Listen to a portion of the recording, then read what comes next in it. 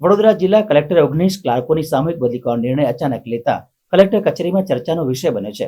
Vadodara collector કચેરીની ચીટની શાખામાં બિનખેતી બાબતે જિલ્લા પંચાયત વિસ્તારના 5 તાલુકા માટે અલગ અલગ ક્લાર્કોની છેલ્લા 2 વર્ષ ઉપરાંતથી નિમણૂક કરવામાં આવી હતી. આ નિમણૂક જિલ્લા કલેક્ટરે બંધ કરી હવે માત્ર એક જ ક્લાર્કને જવાબદારી સોંપી દીધી છે.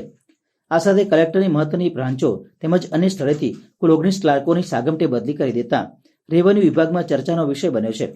જિલ્લા પંચાયતમાં અગાઉ બિનખેતીની પરવાનગી માટેની પ્રક્રિયા થતી હતી, પરંતુ બાદમાં રાજ્ય સરકાર દ્વારા જિલ્લા પંચાયતોમાં થતી આ પ્રક્રિયા બંધ કરી દઈને બિનખેતી માટેના તમામ કેસો જિલ્લા કલેક્ટર કચેરી દ્વારા હાથ ધરવામાં આવશે તેવું નક્કી કરવામાં આવ્યું હતું. રાજ્ય સરકારના નિર્ણય બાદ વડોદરા જિલ્લા કલેક્ટર કચેરીમાં જમીન બિનખેતી કરવા માટેની કામગીરી વધી જતા આ વધારાની જવાબદારી ચીટની શાખાને સોંપવામાં આવી હતી.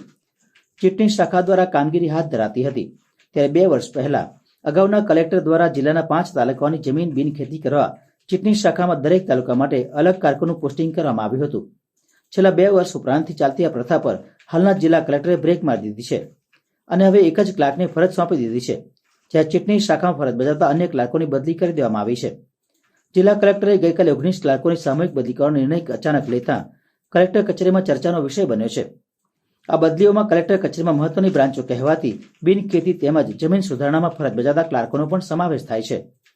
બદલીના ઓર્ડરમાં કલેક્ટર દ્વારા ઉલ્લેખ કરવામાં આવ્યો છે કે જિલ્લા પંચાયત વિસ્તારની બિનખેતી બાબતની દફતર ફાળવણી રદ કરવામાં આવે છે.